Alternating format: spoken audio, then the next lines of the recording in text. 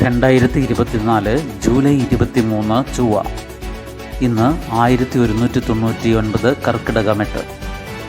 വാർത്തകൾ വായിക്കുന്നത് ജി രവി. കൻവർ കടയുടമയുടെ പേര് പ്രദർശിപ്പിക്കലിന് സ്റ്റേ. സസ്യാഹാരമോ മാംസാഹാരമോ എന്നത് പരസ്യമാക്കണം.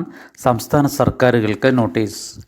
ഹൈന്ദവ തീർത്ഥാടന യാത്രയായ കൻവർ യാത്ര കടന്നുപോകുന്ന ഉത്തർപ്രദേശിലെയും ഉത്തരാഖണ്ഡിലെയും മധ്യപ്രദേശിലെയും സ്ഥലങ്ങളിലെ ഭക്ഷ്യവില്പനശാലകളിൽ ഉടമസ്ഥരുടെ പേര് പ്രദർശിപ്പിക്കണമെന്ന സംസ്ഥാന അധികൃതരുടെ നിർദ്ദേശം സുപ്രീം കോടതി സ്റ്റേ ചെയ്തു. വിതരണം ചെയ്യുന്നത് സസ്യാഹാരമാണോ മാംസാഹാരമാണോ എന്നത് പരസ്യമാക്കണമെന്ന് ജഡ്ജിമാരായ ഋഷികേശ് റോയി, SVN ഭട്ടി എന്നിവരുടെ ബെഞ്ച് നിർദ്ദേശിച്ചു.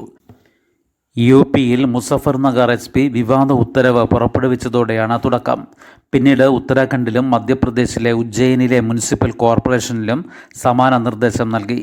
മതവിവേചനം സൃഷ്ടിക്കുന്നതാണ് ഉത്തരവെന്ന് ചൂണ്ടിക്കാട്ടി മഹുവ മൊയ്ത്ര MP, പ്രൊഫസർ അപൂർവാനന്ദ ഝാ, ആഗാർ പട്ടേൽ എന്നിവരും association for protection of civil rights എന്ന സംഘടനയുമാണ് ഹർജി നൽകിയത്. UP, ഉത്തരാഖണ്ഡ്, മധ്യപ്രദേശ്, ഡൽഹി സർക്കാരുകൾക്ക് കോടതി നോട്ടീസ് അയച്ചു. മഹുവ മൊയ്ത്രയ്ക്കായി ഹാജരായ അഭിഷേക് മനു സിംഗ്വി നിർദ്ദേശത്തിനു പിന്നിലെ യുക്തി ചോദ്യം ചെയ്തു. സ്ഥിതി ആശങ്കപ്പെടുത്തുന്നതാണെന്നും ഉത്തരവ് പുറപ്പെടുവിച്ച പോലീസ് ഉദ്യോഗസ്ഥർ നടപടിയിലേക്ക് കടന്ന് സമൂഹത്തിൽ വിഭാഗീയത സൃഷ്ടിക്കുകയാണെന്നും സിംഗ്വി ചൂണ്ടിക്കാട്ടി. കടയുടമകളുടെ മതവും ജാതിയും തിരിച്ചറിയാനും അത് സാമ്പത്തിക ഉപരോധം സൃഷ്ടിക്കുന്നതിലേക്ക് നയിക്കാനും സാധ്യതയുണ്ടെന്ന് അദ്ദേഹം പറഞ്ഞു. ഉത്തരവാണ് വെറും നിർദ്ദേശമാണോ UP പോലീസിൻ്റേതെന്ന് കോടതി ചോദിച്ചു. നിർദ്ദേശം പത്രക്കുറിപ്പായി വന്നെന്നും ഇവ UP പോലീസ് കർശനമായി നടപ്പാക്കുകയാണെന്നും സിംഗ്വി മറുപടി നൽകി. എന്നാൽ സംസ്ഥാനത്തെ കൻവർ യാത്രാപാതയിൽ കടകൾക്ക് മുന്നിൽ ഉടമയുടെ പേര് പ്രദർശിപ്പിക്കണമെന്ന ഉത്തരവ് ഇറക്കിയിട്ടില്ലെന്ന് മധ്യപ്രദേശ് സർക്കാർ വ്യക്തമാക്കി.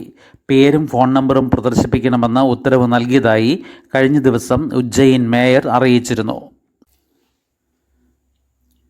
ആശങ്കകളിൽ ആശ്വാസം. അമീബിക് മസ്തിഷ്ക ജ്വരം ബാധിച്ച കുട്ടിക്ക് രോഗമുക്തി. ഇന്ത്യയിൽ ആദ്യം.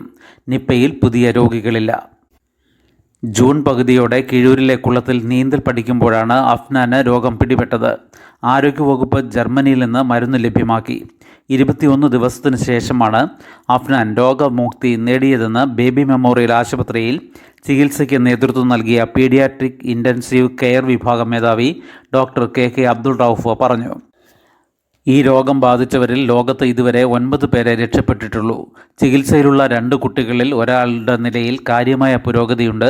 97% മരണനിരക്കുള്ള രോഗത്തിൽ നിന്നാണ് കുട്ടിയെ ജീവിതത്തിലേക്ക് തിരികെ കൊണ്ടുവന്നതെന്ന് മന്ത്രി വീണ ജോർജ് പറഞ്ഞു.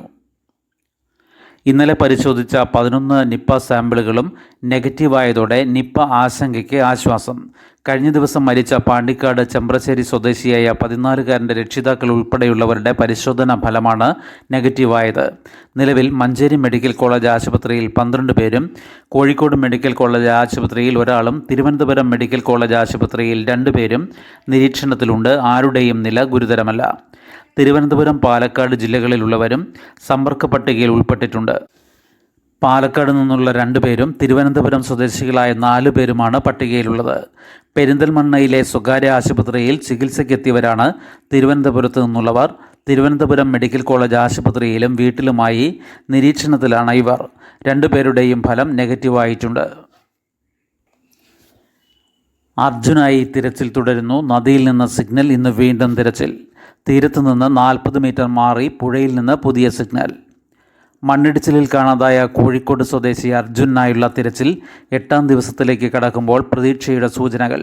തീരത്ത് നിന്ന് 40 മീറ്റർ മാറി പുഴയിൽ 8 മീറ്റർ ആഴത്തിൽ ഒരു വസ്തുവിൻ്റെ സിഗ്നൽ ലഭിച്ചതായാണ് വിവരം. ഈ ഭാഗത്ത് ഇന്ന് നാവികസേന തിരച്ചിൽ നടത്തും. തിരച്ചിലിനായി കൂടുതൽ സേനയും ഉപകരണങ്ങളും ഇന്നെത്തും. 16-ാം തീയതി രാവിലെ 8:30-നാണ് ഷിരൂർ കുന്നിൽ നിന്ന് റോഡിലേക്കും പുഴയിലേക്കും മണ്ണിടിഞ്ഞത്. കുന്നിടിഞ്ഞു വീണ മണ്ണിനൊപ്പം അർജുനും ലോറിയും പുഴയിലേക്ക് വീണിരിക്കാമെന്ന സാധ്യതയിലാണ് തിരച്ചിൽ. 25 അടിയിലേറെ ആഴമുള്ള പുഴയിൽ ലോറി മണ്ണ് മൂടി കിടക്കുന്നുണ്ടാകാം. പുഴയിൽ വീണ ലോറി ഒഴുകിപ്പോകാനുള്ള സാധ്യതയുമുണ്ട്. അപകടത്തിൽപ്പെട്ട പാചകവാതക ടാങ്കർ ലോറി അപകട സ്ഥലത്ത് നിന്ന് 7 കിലോമീറ്റർ മാറി പുഴയിൽ നിന്നാണ് കിട്ടിയത്. ഇതിനിടെ കേരളത്തിൽ നിന്നെത്തിയ രക്ഷാപ്രവർത്തകരെ സേനയുടെ നിർദ്ദേശത്തെ തുടർന്ന് സ്ഥലത്ത് നിന്ന് മാറ്റി. അർജുൻ ഓടിച്ച ലോറിയുടെ എഞ്ചിൻ അപകടത്തിൻ്റെ പിറ്റേന്ന് സ്റ്റാർട്ടായതായി GPS കണ്ടെത്തിയെന്ന പ്രചാരണത്തിൽ വാസ്തവമില്ലെന്നും ലോറി ഉടമ മനാഫ് പറഞ്ഞു. പിന്നിലിരുന്ന് സംസാരിച്ചാൽ പിഴ. ഇരുചക്രവാഹനം ഓടിക്കുന്നയാളുടെ ശ്രദ്ധ മാറ്റുന്ന തരത്തിൽ സംസാരിച്ചാൽ പിഴ. ഇരുചക്രവാഹനം ഓടിക്കുന്നയാളുടെ ശ്രദ്ധ മാറ്റുന്ന തരത്തിൽ പിന്നിലെ സീറ്റിൽ ഇരിക്കുന്നയാൾ സംസാരിച്ചാൽ പിഴയുൾപ്പെടെ നടപടിക്ക് നിർദ്ദേശം. എന്നാൽ ഇത് എങ്ങനെ നടപ്പാക്കുമെന്നറിയാതെ തല പുകയ്ക്കുകയാണ് മോട്ടോർ വാഹന വകുപ്പ് എൻഫോഴ്സ്മെൻറ്റ് ഉദ്യോഗസ്ഥർ. ഇരുവരും ഹെൽമറ്റ് ധരിച്ച ശേഷമുള്ള സംസാരം ഓടിക്കുന്നയാളുടെ ശ്രദ്ധ മാറ്റുമെന്നും അപകടങ്ങൾക്ക് കാരണമാകുമെന്നുമുള്ള റിപ്പോർട്ടിനെ തുടർന്നാണ് നിർദ്ദേശം. ഇത്തരം വർത്തമാനം ശ്രദ്ധയിൽപ്പെട്ടാൽ നടപടിയെടുക്കണമെന്ന് എല്ലാ RTOമാർക്കും ജോയിൻ്റ് RTOമാർക്കും അയച്ച സർക്കുലറിൽ joint transport commissioner K. Manoj Kumar നിർദ്ദേശിച്ചു. ഖാൻ യൂനിസിൽ കനത്ത ആക്രമണം, 70 പലസ്തീൻകാർ കൊല്ലപ്പെട്ടു. ഒഴിഞ്ഞു പോകാൻ ആവശ്യപ്പെട്ട് മിനിറ്റുകൾക്കകം ആക്രമണം. ഒഴിഞ്ഞു പോകാനുള്ള മുന്നറിയിപ്പ് നൽകി മിനിറ്റുകൾക്കകം ഇസ്രായേൽ സൈന്യം തെക്കൻ ഗാസയിലെ ഖാൻ യൂനിസിൽ നടത്തിയ കനത്ത ആക്രമണങ്ങളിൽ കുട്ടികളും സ്ത്രീകളും അടക്കം 70 പലസ്തീൻകാർ കൊല്ലപ്പെട്ടു. ഒട്ടേറെ പേർക്ക് പരിക്കേറ്റു. സുരക്ഷിത മേഖലയെന്ന് പറഞ്ഞിരുന്ന ബനി സുഹൈല പട്ടണത്തിലടക്കം ഇസ്രായേൽ ടാങ്കുകൾ കനത്ത ഷെല്ലാക്രമണവും ബോംബിങ്ങുമാണ് നടത്തിയത്. സുരക്ഷിത മേഖലയെന്ന് പറഞ്ഞിരുന്ന ഇവിടെ 4 ലക്ഷത്തോളം പലസ്തീൻകാരുണ്ട്. കുട്ടികളും സ്ത്രീകളും അടക്കം 10,000 കാൽനടയായി പൊരിവെയിലിൽ പലായനം തുടങ്ങി.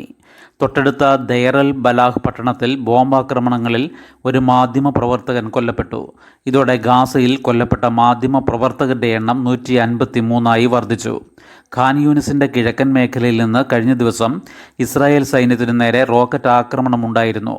ഇസ്രായേൽ ആക്രമണങ്ങളിൽ ഇതുവരെ ഗാസയിൽ കൊല്ലപ്പെട്ടവരുടെ എണ്ണം 39,006ആയി.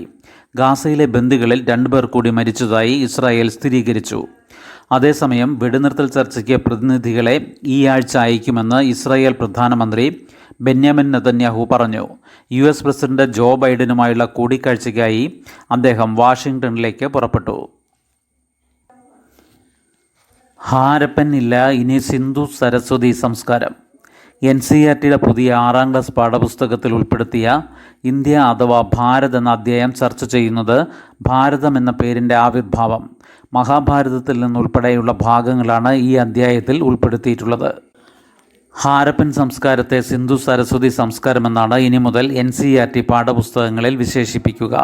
ഹാരപ്പൻ നഗരങ്ങളുടെ തകർച്ചയ്ക്ക് കാരണം സരസ്വതി നദി വറ്റി വരണ്ടതാണെന്ന് പാഠപുസ്തകത്തിൽ പറയുന്നു. സരസ്വതി നദി അപ്രത്യക്ഷമായിട്ടില്ലെന്നും ഇന്ത്യയിൽ ഗഗ്ഗർ എന്ന പേരിലും പാകിസ്ഥാനിൽ ഹക്ര എന്ന പേരിലും ഒഴുകുന്നതായും പുസ്തകത്തിൽ പറയുന്നു. വെള്ളപ്പൊക്കം, വനനശീകരണം, വരൾച്ച എന്നിവയാണ് നദി അപ്രത്യക്ഷമാകാനുള്ള കാരണമായി പഴയ NCERT ചരിത്ര പുസ്തകത്തിൽ പറയുന്നത്. ജാതി അടിസ്ഥാനമാക്കിയുള്ള വിവേചനത്തെയും അസമത്വത്തെയും കുറിച്ചുള്ള പരാമർശങ്ങൾ പുതിയ പുസ്തകത്തിലില്ല. മുൻപ് ദലിത് എന്ന വാക്കിൻ്റെ നിർവചനം പഠിക്കേണ്ടിയിരുന്നു. അശോക, ചിത്രഗുപ്ത മൗര്യ തുടങ്ങിയവരുടെ ഭരണകാലത്തെക്കുറിച്ചുള്ള ഭാഗങ്ങൾ വെട്ടിക്കുറച്ചു. മുൻപ് ഇവയുമായി ബന്ധപ്പെട്ട 4 അധ്യായങ്ങൾ 6ാം ക്ലാസ്സിലെ സാമൂഹിക ശാസ്ത്രത്തിൽ നേരത്തെ ഉൾപ്പെടുത്തിയിരുന്നു. ചാണക്യൻ്റെ പങ്ക്, അഷ്ടശാസ്ത്രം, പല്ലവ കാലഘട്ടം എന്നിവയെല്ലാം പഠിച്ചിരുന്നെങ്കിൽ ഇവയിൽ ഭൂരിഭാഗവും ഒഴിവാക്കി. ഡിജി പിൻകോഡ് വരുന്നു. ഉദാഹരണം 829 4G7 PMJ8. സാങ്കേതിക രേഖയിന്മേൽ തപാൽ വകുപ്പ് പൊതുജനാഭിപ്രായം തേടി. രാജ്യത്തെ ഏതു സ്ഥലവും ഇനി അടയാളപ്പെടുത്താനായി തപാൽ വകുപ്പിൻ്റെ ഡിജി പിൻ, അതായത് ഡിജിറ്റൽ പോസ്റ്റൽ ഇൻഡെക്സ് നമ്പർ വരുന്നു. നിലവിൽ ഒരു പ്രദേശത്തെ മൊത്തമായി സൂചിപ്പിക്കാനാണ് പിൻകോഡ്. ഡിജി പിൻ വരുന്നതോടെ 4 മീറ്റർ വീതം നീളവും വീതിയുമുള്ള ഓരോ ചതുരക്കളത്തിനും 10 ഡിജിറ്റുള്ള ആൽഫ ന്യൂമറിക് കോഡ്, അതായത് അക്കാക്ഷര കോഡ് നിലവിൽ വരും. ഇതിന് സാങ്കേതിക രേഖയിന്മേൽ തപാൽ വകുപ്പ് പൊതുജനാഭിപ്രായം തേടി. IIT ഹൈദരാബാദുമായി ചേർന്നാണ് പദ്ധതി നടപ്പാക്കുന്നത്. ദുരന്ത നിവാരണം, കൊമേഴ്സ് ഡെലിവറി അടക്കം എളുപ്പമാക്കുന്നതിനാണ് പുതിയ സംവിധാനം. ഡിജി പിൻ ലഭിച്ചാൽ ഓഫ്ലൈനായി പോലും കൃത്യം ലൊക്കേഷൻ മനസ്സിലാക്കാൻ കഴിയും. LSS USS സ്കോളർഷിപ്പ് കുടിശ്ശിക അനുവദിച്ചു. പോർട്ടലിൽ മുഴുവൻ വിവരവും രേഖപ്പെടുത്തിയ 45,362 കുട്ടികൾക്ക് വിതരണത്തിന് നടപടി. വിദ്യാർത്ഥികൾക്ക് വിതരണം ചെയ്യാൻ LSS USS സ്കോളർഷിപ്പ് കുടിശ്ശിക 27.61 കോടി രൂപ അനുവദിച്ചതായി മന്ത്രി വി ശിവൻകുട്ടി. പരീക്ഷാഭവൻ വികസിപ്പിച്ചെടുത്ത പോർട്ടലിൽ മുഴുവൻ വിവരങ്ങളും രേഖപ്പെടുത്തിയ 45,362 കുട്ടികൾക്ക് 10.46 കോടി രൂപ വിതരണം ചെയ്യാനുള്ള നടപടികൾ ആരംഭിച്ചു. പോർട്ടലിൽ കൃത്യമായി രേഖപ്പെടുത്താത്ത വിദ്യാർത്ഥികളുടെ വിവരങ്ങൾ അപ്ഡേറ്റ് ചെയ്യാൻ ഇനിയും സമയം അനുവദിക്കും. വിവരങ്ങൾ പോർട്ടലിൽ സ്കൂൾ അധികൃതർ രേഖപ്പെടുത്തി സമർപ്പിക്കുന്ന മുറയ്ക്ക് ബാക്കി തുകയും വിതരണം ചെയ്യുമെന്നും മന്ത്രി അറിയിച്ചു. ശുഭദിനം. നന്ദി.